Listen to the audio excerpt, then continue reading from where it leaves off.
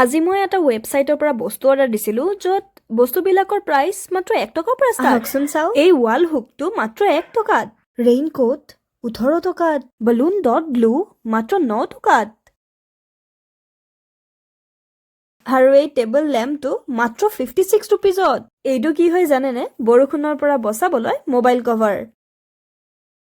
আৰু এখন stand fan দিছিলোঁ যিখন আনফৰ্চুনেটলি ভাঙি পিনে আহিলে, গতিকে মইতো ইউজ কৰিব নোৱাৰোঁ, কিন্তু আপোনালোকে যদি বিচাৰে অৰ্ডাৰ কৰিব দেন এইটো 165 ৰুপিজতে আপোনালোকে পাই যাব। বেলুন ৱালত ষ্টিক কৰিবৰ বাবে আমি generally double sided tape use কৰোঁ, যিয়ে ৱালৰ পেইণ্ট বেয়া কৰে। সেয়েহে আমি ইউজ কৰিব পাৰোঁ এয়া 3 ডট গ্লু, যিটো মই পালোঁ মাত্ৰ 9 টকাত, আৰু ই এৰাউণ্ড 50 to 100 বেলুনছত আৰামছে লাগি যায়। ইউজ কৰিবও খুব ইজি হয় আৰু ইয়াৰ আঠাটো বহুত মজবুত হয়। ইয়াতে আপোনালোকে বহুতো ভেৰাইটিৰ বস্তু পাই যাব, ইলেক্ট্ৰনিক্সৰ পৰা আৰম্ভ কৰি কিচেন এপ্লায়েন্স সকলোবোৰ, আৰু নিজৰ বাজেট হিচাপত কেটেগৰিজো পাই যাব।